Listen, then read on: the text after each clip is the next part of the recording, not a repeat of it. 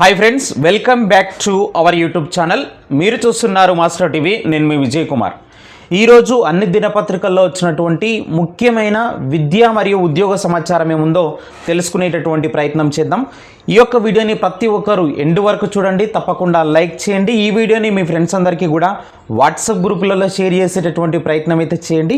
ఇక అంశంలోకి వెళ్ళే ముందు మన యొక్క మాస్టర్ టీవీ ఎడ్యుకేషన్ యాప్ని టెట్ మరియు డిఎస్సికి ప్రిపేర్ అవుతున్నటువంటి అభ్యర్థులు ప్రతి ఒక్కరు కూడా తప్పకుండా డౌన్లోడ్ చేసుకోండి.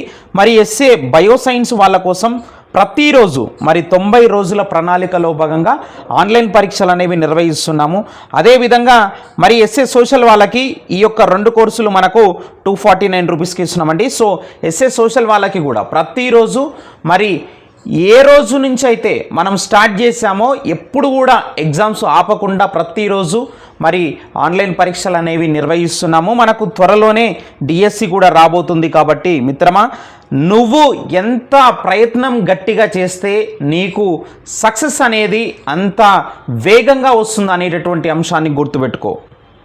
ఇక సీఎం రేవంత్ రెడ్డి సార్ నిన్న మనకు చెప్పినటువంటి అంశం, ఇక నుంచి వరుసగా జాబ్ నోటిఫికేషన్లు రాబోతున్నాయని చెప్పేసి స్వయంగా రాష్ట్ర ముఖ్యమంత్రి sir CM Revanth Reddy sir చెప్పడం జరిగింది. ఇక నుంచి వరుసగా జాబ్ నోటిఫికేషన్లు విడుదల చేస్తామని సీఎం రేవంత్ తెలిపారు. ఇందుకోసం పిల్లలకు కోచింగ్ ఇప్పించాలని ఎస్సీ సంఘాల నేతలకు సూచించడం జరిగింది. ఎస్సీ నేతలతో సమావేశంలో మాట్లాడుతూ ఎస్సీ కులాల సంక్షేమం కోసం కట్టుబడి ఉన్నాం.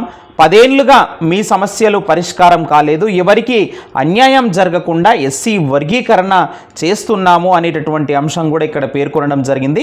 మిత్రమా, ఇక నుంచి వరుసగా మనకైతే జాబ్ నోటిఫికేషన్లు అయితే రాబోతున్నాయి. మీరు ఏ విధంగా సిద్ధంగా ఉన్నారు అనేది ఒక్కసారి ఆలోచించేటటువంటి ప్రయత్నం అయితే చేయండి. ప్రిపరేషన్ వేగవంతం చేసే ప్రయత్నం అయితే చేయండి. 14,236 అంగన్వాడీ పోస్టుల భర్తీకి సంబంధించి అప్డేట్ ఏముంది సార్ అని చెప్పేసి చాలా మంది మిత్రులు అడుగుతున్నారు. ఇక్కడ చూసినట్లయితే మనకు తెలంగాణ వార్షిక బడ్జెట్ ప్రసంగంలో ఆర్థిక శాఖ మంత్రి బట్టి విక్రమార్క సార్ కీలక ప్రకటన చేశారు. త్వరలో 14,236 అంగన్వాడీ పోస్టులను భర్తీ చేస్తున్నట్లు ప్రకటించడం అయితే జరిగింది.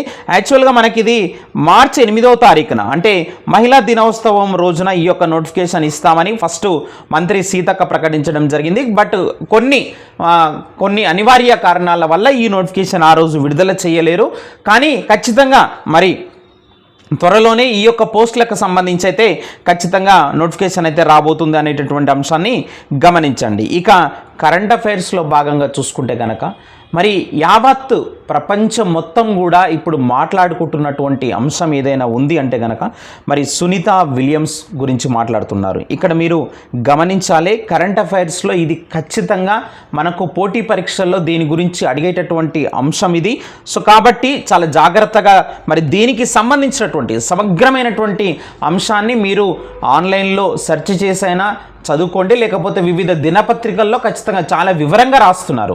ఆ యొక్క అంశాలన్నీ కూడా సేకరించి ఒక నోట్స్గా ప్రిపేర్ చేసుకోండి.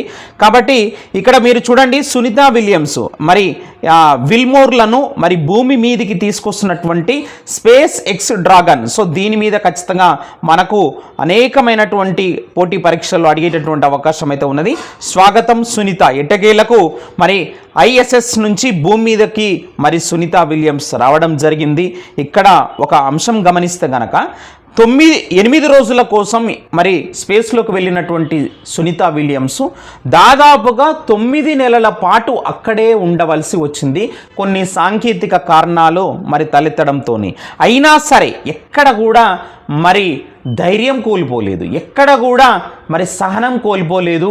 నిజంగా సహనానికి, ఓర్పుకు సహనానికి, ధైర్యానికి ప్రతీక అంటే గనక సునీత విలియమ్స్ అని మనం చెప్పుకోవచ్చు మిత్రమా. అలాంటి పట్టుదల మనకు పోటీ పరీక్షల్లో ప్రిపేర్ అయ్యేటప్పుడు ఖచ్చితంగా మన దగ్గర ఉంటే గనక ఖచ్చితంగా నువ్వు విజయం సాధిస్తావు. ఇది గుర్తుపెట్టుకో. రైట్, ఇక చూసినట్లయితే బట్టి విక్రమార్క సార్ నిన్న చెప్పడం జరిగింది, రాష్ట్రంలో త్వరలో 25,190 ఉద్యోగాల భర్తీ అన్నట్టుగా చెప్పడం జరిగింది. ఇందులో ఇక్కడ చూసినట్లయితే త్వరలోనే 14,236 అంగన్వాడీ పోస్టులను భర్తీ చేస్తామని డిప్యూటీ సీఎం బట్టి విక్రమార్క సార్ ప్రకటించారు. అయితే రెవెన్యూ విభాగంలో ఒక 10,954 విఆర్ఓ పోస్టులకు సంబంధించి ఆ యొక్క పోస్టులను కూడా భర్తీ చేయనున్నట్లు పేర్కొన్నారు. అయితే మరి ఈ 25,000 పోస్టుల్లో డిఎస్సి పోస్టులు డిక్లేర్ చేయలేదు కదా సార్. ఈ 25,000 పోస్టుల్లో ఖచ్చితంగా డిఎస్సికి సంబంధించినటువంటి కనీసం 6,000 పోస్టులు ఉంటాయని చెప్పేసి అనుకున్నాం సార్. మరి డిఎస్సి లేట్ అవుతుందా? ఇక్కడ చూస్తే కనుక మరి ఈ యొక్క పోస్టుల్లో మరి డిఎస్సి పోస్టులు కనపడడం లేదని చాలామంది అభ్యర్థులు అయితే అడుగుతున్నారు. ఇక్కడ మీరు గమనించాలి, మరి ఈ యొక్క పోస్టుల్లో మరి అంగన్వాడీ పోస్టులు కావచ్చు, అదేవిధంగా మనకు రెవెన్యూ విభాగంలో ఉన్నటువంటి పోస్టులు కావచ్చు, ఈ పోస్టులు భర్తీ చేస్తామని చెప్పడం జరిగింది. అయినా సరే మనకు డిఎస్సికి సంబంధించి 6,000 పోస్టులు ఖచ్చితంగా ఉంటాయి. డిఎస్సి నోటిఫికేషన్ మనకు ఏప్రిల్ చివరి వారంలో లేదంటే మే ఫస్ట్ వీక్లో వచ్చేటటువంటి అవకాశాలు 100కి 100% ఉన్నాయి. కాబట్టి మిత్రమా, సో మీరు ప్రిపేర్ అయ్యేటటువంటి ప్రయత్నం అయితే గట్టిగా చేయాలి. ఇక చూసినట్లయితే మనకు నిరుద్యోగులకు మరి నాలెడ్జ్ సెంటర్లలో మరి గ్రూప్ 1 కానీ గ్రూప్ 2 కానీ ఉచిత కోచింగ్ ఇవ్వనున్నట్లు కూడా పేర్కొనడం జరిగింది. మరి ఇప్పటికే ఫలితాలు ప్రకటించినటువంటి పరీక్షలకు సంబంధించి మరి త్వరలోనే నియామక పత్రాలు ఇస్తామంటున్నారు. ఇక్కడ గమనించినట్లయితే చాలామంది అడుగుతున్నటువంటి అంశం ఏంటంటే కనుక ఎస్డబ్ల్యూకి సంబంధించి కూడా అడుగుతున్నారు. సో అది కూడా చెప్పేటటువంటి ప్రయత్నం అయితే చేద్దాం. ఇక మరొక మరి పరీక్ష ఫలితాలు కూడా రావడం జరిగింది.